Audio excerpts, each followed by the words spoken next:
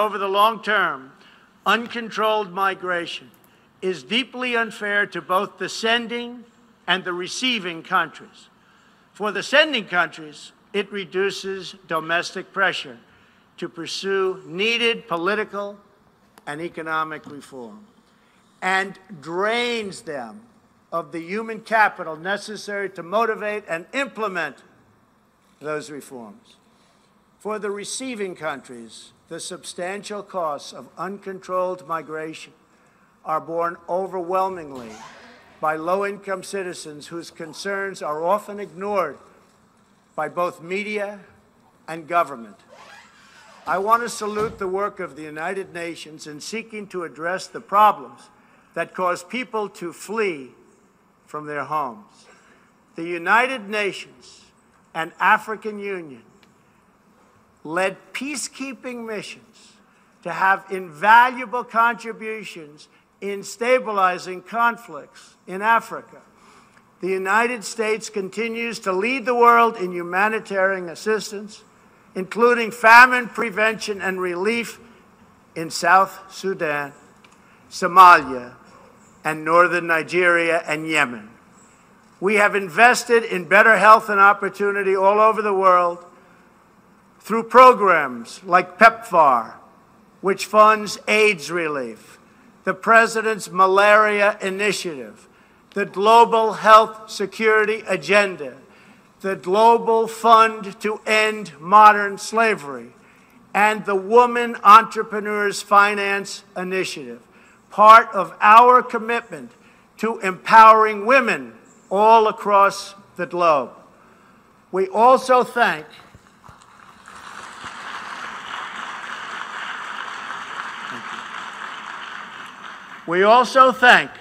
the Secretary General for recognizing that the United Nations must reform if it is to be an effective partner in confronting threats to sovereignty, security, and prosperity.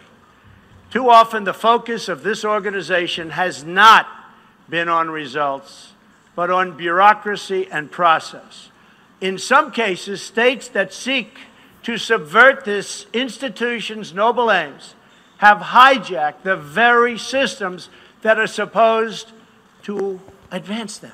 For example, it is a massive source of embarrassment to the United Nations that some governments with egregious human rights records sit on the UN Human Rights Council. He's talking about China there. He's really talking about China. 193 countries in the United Nations. And yet we pay 22% of the entire budget and more. In fact, we pay far more than anybody realizes. The United States bears an unfair cost burden, but to be fair, if it could actually accomplish all of its stated goals, especially the goal of peace, this investment would easily be well worth it. Major portions of the world are in conflict, and some, in fact, are going to hell.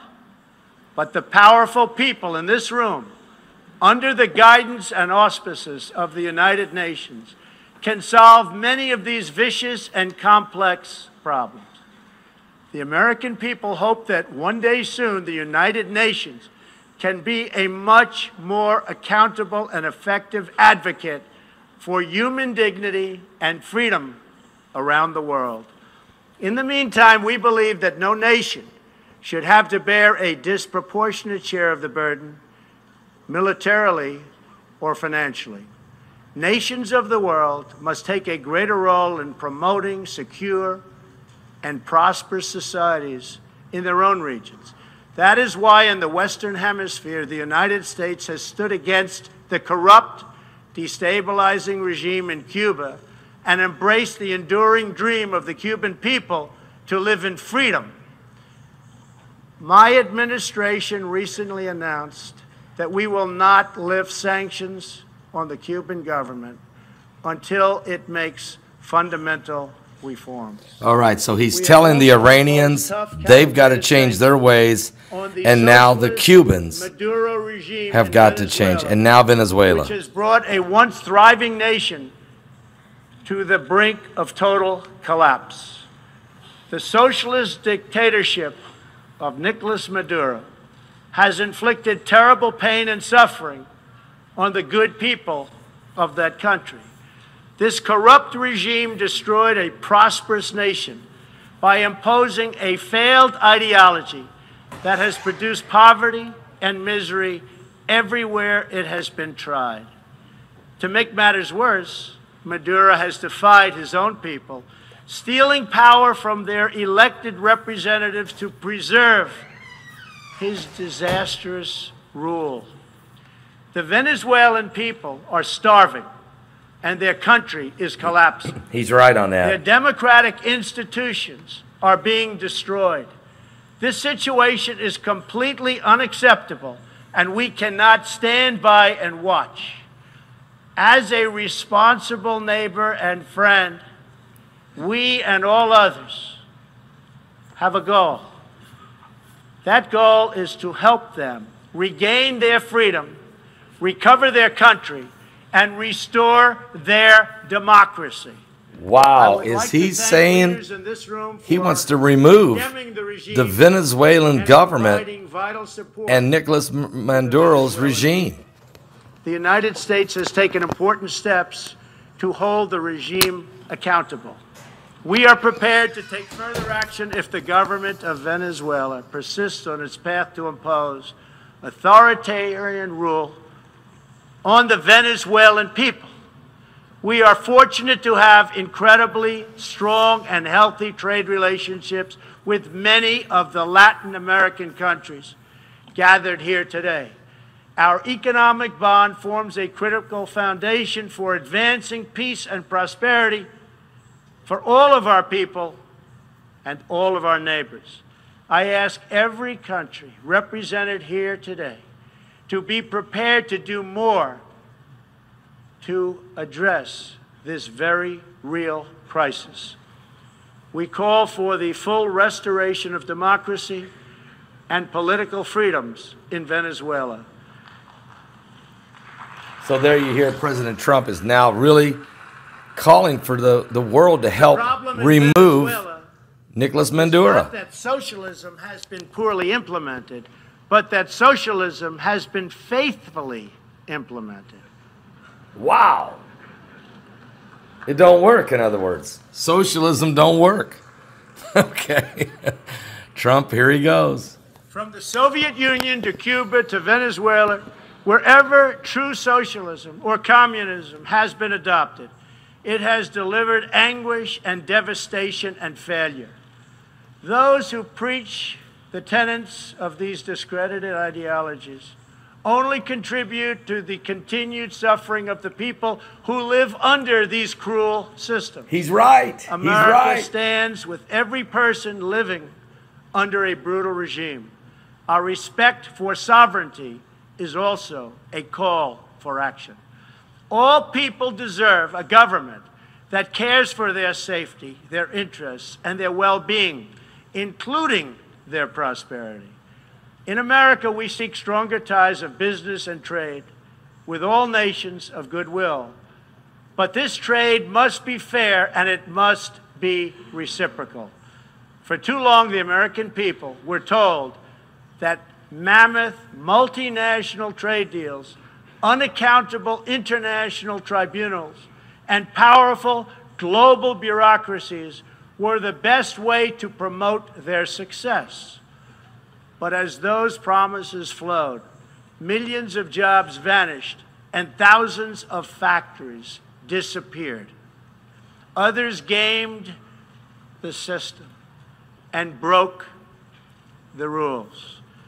And our great middle class, once the bedrock of American prosperity, was forgotten and left behind.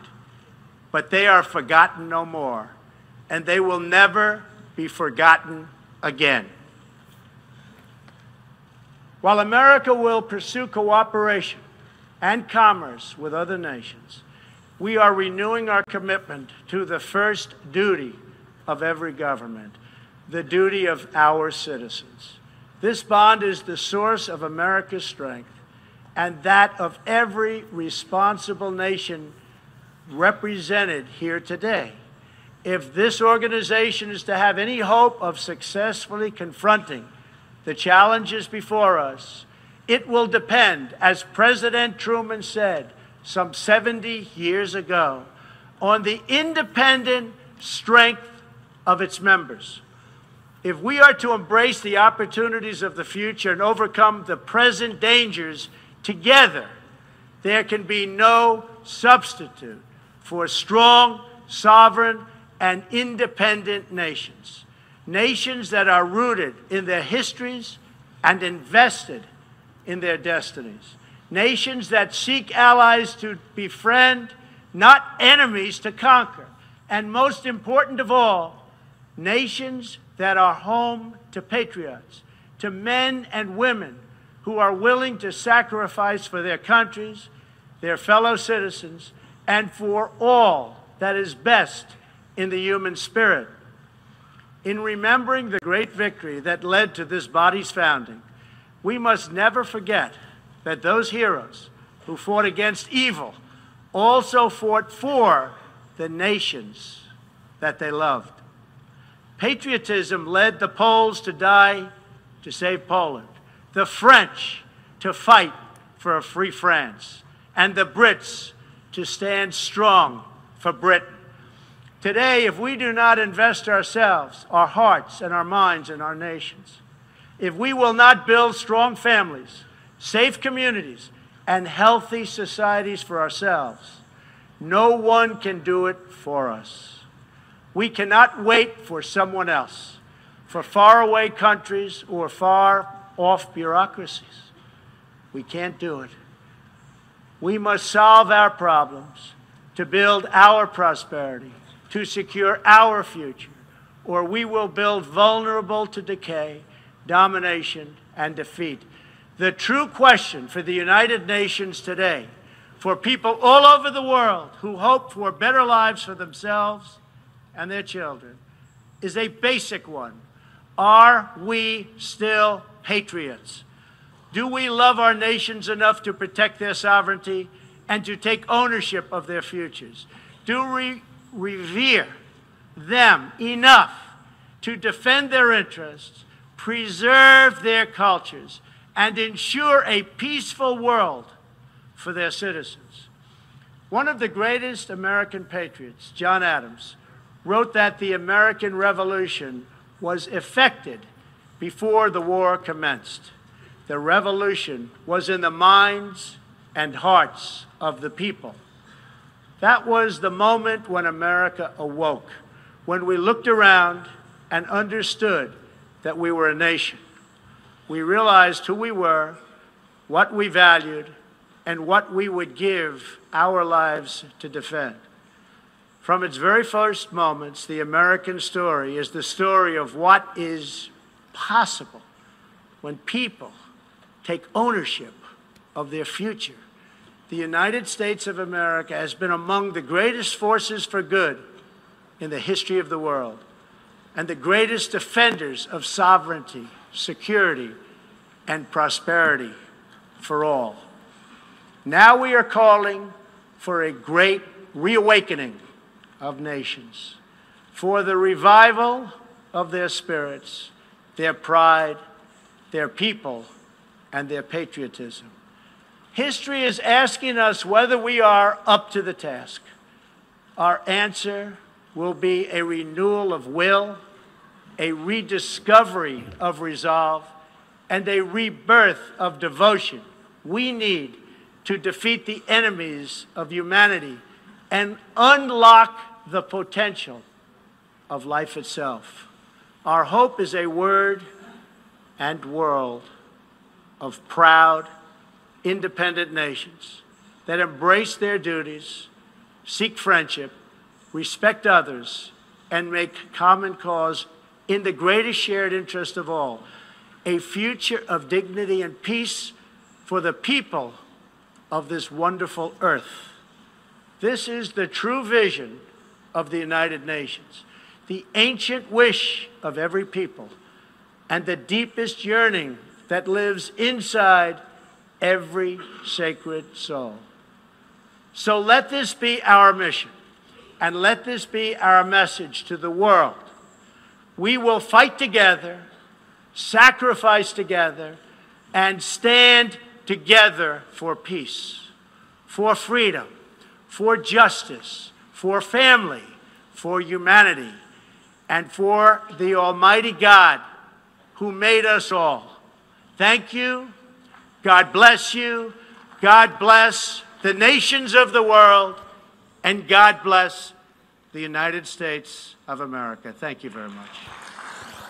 President Donald Trump just finishing his speech at the United Nations, and we apologize that we weren't able to bring you the first part of the speech, but we'll completely recap this speech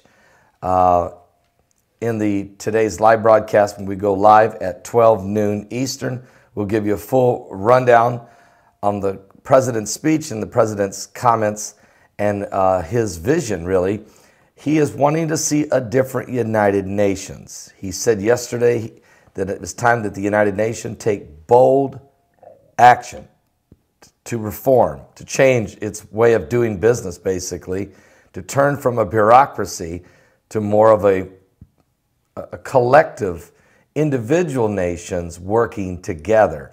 Instead of globalism, let it be individualism of countries collectively working together. That is a total different vision than what President Barack Obama and those before him have all been pushing. Actually, for the 72 years that the United Nations has been in process, they have been pushing, folks, to be quite frank with you, for a world governance, for a global, literally a global one world government, a new world order. Trump, of course, doesn't like that. He can smell the NWO a mile away, but he didn't want to come in here today in his first ever speech in the UN and become too offensive.